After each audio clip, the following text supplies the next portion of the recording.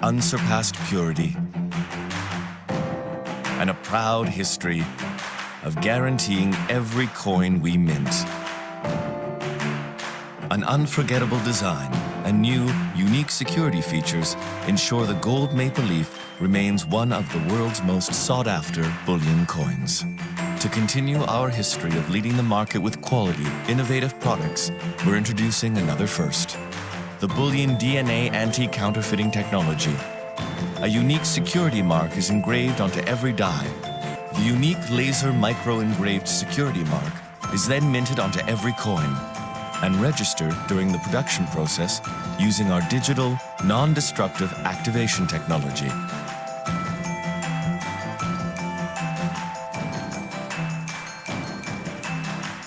The images are then encoded and stored in our secure database.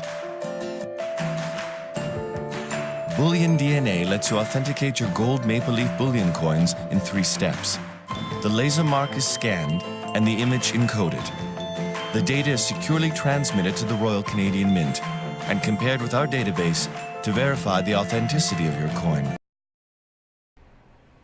The Mint is located here in Winnipeg, Manitoba, but I buy my gold at Gate West. These are the prices that I pay.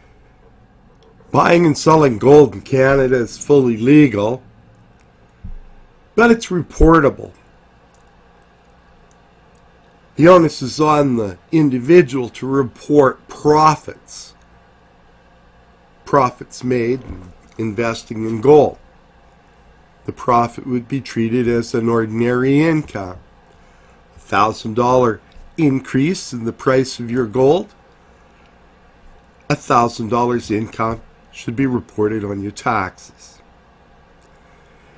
When you open an account, the dealer would ask you for identification.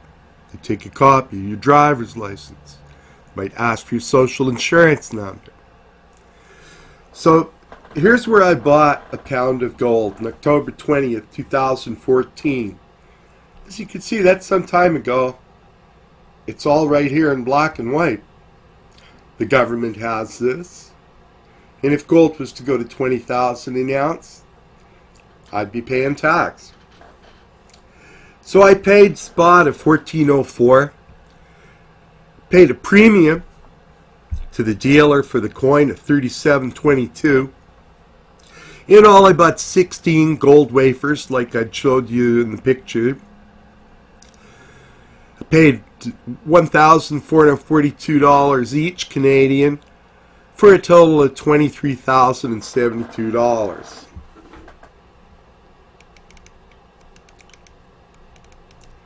I brought a bank draft. You never know what the spot price is going to be. It changes minute by minute. I kicked in another $72. I paid $23.072. Now, I sold this gold on July 22nd, 2015. And as you can see, I provided identification, a driver's license, a social insurance number. And as you can see, each of the wafers had a identifying number, a serial number. Now the gold coins don't have a serial number. They've got a product identification number and each one's unique. It's not stamped right on the gold.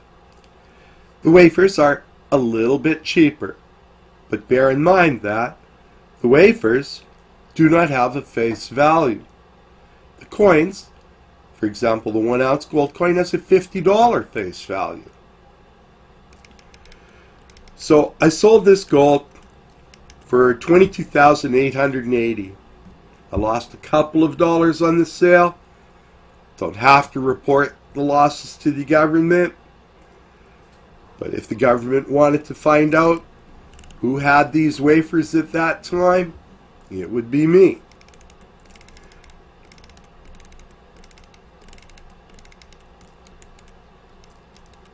There's the type of wafer that I had. 31.11 grams. 16 of these made a nice stack. Had the mint on it, the mint's logo. And they were nice. It was a good thing to collect. Felt different than having coins. Right now I've got into coins. I'll show you some that I have. The Canadian gold maple leaf coin. It's the first bullion coin in the world. It's the purest gold in the world. And now it's the safest gold because of the anti-counterfeiting measures.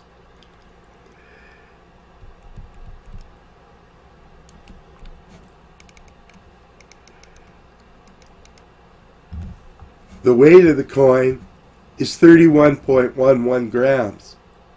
Many people think there's 28 grams in an ounce. A troy ounce has 31.11 grams. These coins are available in fractional sizes. A half ounce at 15.55, a quarter ounce at 7.77, a tenth ounce at 3.11, and a 20th at 1.15. I'm also going to show you the maple gram, a 1 gram. I'll have each of these to look at, the real coin. But it's important to remember, a quarter ounce is not 7 grams. There's not 28 grams in an ounce. There's 31.11 grams in an ounce. So a quarter ounce is not 7 grams. It's 7.77. And a half ounce is not 14 grams. It's 15.55. And that's important to remember. Sophisticated coin collectors, bullion collectors, Canada, they like to keep the coins mint condition, literally, no pun intended. So they use this credit card size encapsulation. You can still verify the quality of the coin. You've got here the little maple leaf that they were showing earlier. It could be laser etched. You can also set this on a there's machines for $800 that send a beam through the coin. Tungsten has the same density as gold, and there are fake gold coins, and we do need security. I've seen the fake gold coins on the internet. You scrape here, scrape it off, you'll see it's a different colored metal underneath. But I'm certainly not going to scrape my coins because I checked them here. Anyway, I'm sure my coins are real, but they are something you want to check. It's a good idea to have them encapsulated like that. Now here we have the maple gram. The maple gram comes in a sheet of 25. These are really cool. I wish this was the actual size. Actually, they're very small. They're 1 gram coin, and they're very, very tiny. But amazingly, all of the things that they've done on the 1 ounce coin, they've managed to squeeze into this little tiny coin. It's amazing what they've done with this little maple gram. And I'm going to try to use the macro lens of my camera to film that little thing. Now, as a prepper, my purpose in having gold isn't so much as an investment. You never make money on gold. You don't make a profit when you invest in gold. Gold is not something you invest in to make money, because what'll really happen is you'll think you've made money. You'll say, well, I sold this gold for much more than I bought this gold, therefore I made money. But the truth is, the gold stayed the same and the money changed. That's the beauty of gold. It's been very consistent. Now, it would go up because of how useful it would be in, say, electromagnetic pulse.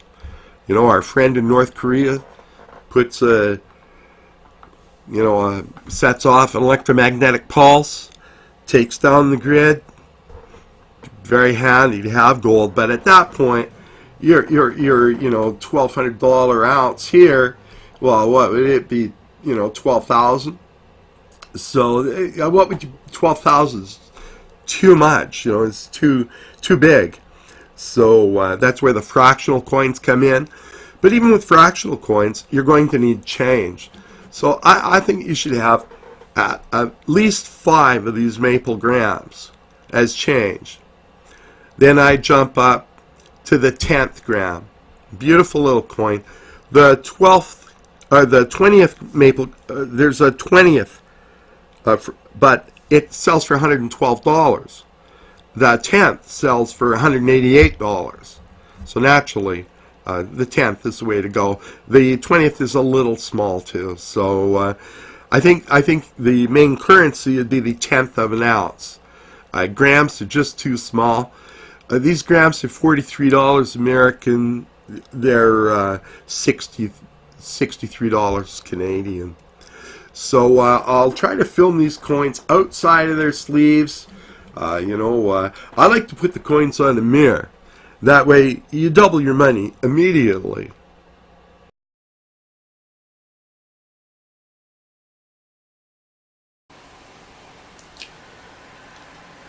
Okay, so as promised, we'll try to film the little maple gram. I placed it on my favorite box of cigars, my San Cristobals, Cuban cigars. I'm in Canada, so I have a humidor full of aged Cuban cigars. The advantage of being a Canadian.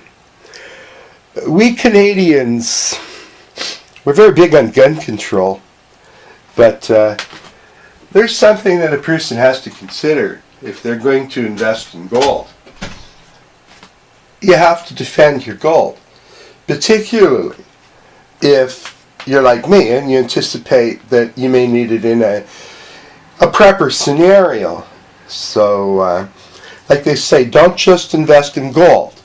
You should have some brass and lead too. So, subtly, we can compare size. We all know the size of a 45. So you can see that's like the primer on a 45 almost. So it's very small. There's how it would compare to my finger. That has some micro grooving, and it's just as shiny, and your full ounce. I'll take this away. Your half ounce is a very substantial coin. I'll put this one with the Queen's head out. Canada, we have Queen's head. We're like Australia. The Queen is our head of state, so she appears on our money, and it'll say Elizabeth on the coins. So that's your half ounce, and it's a really decent coin. It feels great to hold. Quarter ounce, well, that's not the best place to put it. We'll put the quarter ounce over here. So there's your quarter ounce. That's nice. The quarter ounce feels good in the hand. It's a lot heavier than it looks.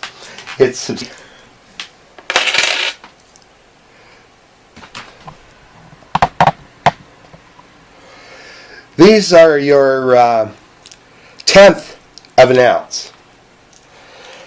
I think they're the best coin to get. Now this is the 20th of an ounce. Where did that go? Yeah. Well, it actually looks better on camera than it does in real life, because it is small. So you have to remember that when you go to sell your gold, if it's a prepper situation, you'd have to, defend it. There'd be no police to call to protect you. Could be walking into an ambush. And something else. If you put this gold in the bank, and you think that if the banks collapsed or the door closed or any type of thing happened, and we've seen some crazy things happen in the world lately, you might not be able to open your bank safety deposit box, or there may be someone there watching what you do, confiscating your gold, recording your gold, or you have no idea what could happen. But you might just know that you have gold in that vault and you can't get to it. So you can't assume that it'll be business as usual. So you have to be prepared for someone to try to steal your gold. Now, I had a brother of my uncle bought $10,000 worth of gold, hid it on a farm. His no good son showed up with his pusher. They tried to rob him of the gold. They wound up shooting him. He died. So you can attract, even your own drug-addicted son could show up and surprise you, try to rob your gold. So, you just have to be prepared. You have to have a plan. You have to probably have help. And hopefully you could just buy and sell your gold at Gate West or any other reputable gold dealer and act like civilized business people. But as a prepper, I think that you should be prepared for any problem. And an example of that would be, what if someone kicked in the door right now and they said, we want that pound of gold. We want those 16 wafers. I might have a hard time convincing them that I'd sold them, that they've been sold since 2015. I don't have them anymore. It's the type of thing that may have happened with my uncle. He couldn't produce the gold. They thought he wouldn't, or I don't know what happened. I was pretty sickened by the whole thing. But that's something to remember, and I do consider it. Another thing to remember about gold is that looking at the gold like this, I'm focusing on the coins, and I'm thinking of the gold and the bullion content. But earlier in my collecting career, I started buying them in beautiful cases, commemorative coins. A coin celebrating the last spike of the railroad, or some famous painting, or some event or something. Right now, you see at the opening of this clip, we have the 150 on that coin. Well, it's Canada's 150th anniversary in 2017. We've been a country for 150 years. We're celebrating, and there will be coins issued for that. And these coins often carry a very high face value. I've had quarter-ounce gold coins with a $400 face value. And I've had times investing in coins where, particularly in silver, with the Olympic silver, the silver was equal to the face content of the coin. I could not lose. Because I was getting the silver for free. I was paying face value for the coin. I could always give it back. We have a thing in Canada called the Commemorative Coins Redemption Program. It's run by the Royal Bank of Canada, which is the largest bank. If you take silver bullion or any type of silver dollar or anything of that nature, they'll give you face value for it. They have a contract with the government. Now, even if you sold a $17 coin for $1, or a 50-cent piece for 50 cents when it had more value, they will give you the face value. So there was a time in Canada before the mint started selling these. The Bank of Nova Scotia, you'd go down and they'd sell you Engelhard wafers, but they were nowhere near this pure. So things to consider. Down the road, the tax man might try to charge you for gains on gold that you'd already sold. You have to, keep proof that you sold it for your accounting records. You have to be careful people don't try to steal your gold or rob you for your gold. You want to have gold in the right size denominations. And you don't want to get caught up in the sentimentality, the coin collecting. I followed this artist and I liked his engraving and it was beautiful art, and they make wonderful presentation kits, and it would be so nice to give your grandson some presentation thing of, maybe say the Blue Nose Clipper ship, our famous big sailing ship, I had many of them, and I didn't want to part with them, and I made sentimental choices rather than investment choices, and it broke my heart when I finally had to have the discipline to sell those. I just couldn't afford to keep these mementos around. It was an investment, and so I say, don't get attached to the gold. Don't get swept up in a collection. Don't become a collector, and don't become an investor. But you should have at least 5% of your, cash net worth in gold. I recommend having an equal amount of gold and Bitcoin at this juncture, the way, being Canadian. Another thing that's very important that American viewers will not understand: when you live in Canada, and when you live in other countries around the world, we relate to the American dollar. We price the gold, it's priced in American dollars. So now we have three things moving. The Canadian dollar is moving relative to the American dollar, and the price of gold is going up and down. So gold is priced in Canadian dollars, and gold is priced differently in American dollars. And it can save you. Say, I've had times, particularly with that pound of gold that I bought, where it retained my value when the Canadian dollar dipped. So it's very likely that the Canadian dollar is going to dip. It's, with the current, renegotiating of the NAFTA agreement and, Canada-American trade relations, and I would expect that the Canadian dollar will change in value. And it's very dramatic. It's hard to understand until it actually happens to you, how much difference it makes when a dollar swings a penny or two. You won't believe how that leverage changes the whole dynamic of the situation, and it's the biggest factor you can have. Taxes are nothing, interest is nothing compared to currency fluctuations. And Americans may come to realize that. They may sometimes be comparing themselves to the euro, say, or the pound, or the won, or the renminbi. So when you're in gold, you can use the American dollar, but it never hurts to bounce around and check a couple of other currencies, and it takes some time before you just figure out how you have to think in multiple currencies before you can really determine the value.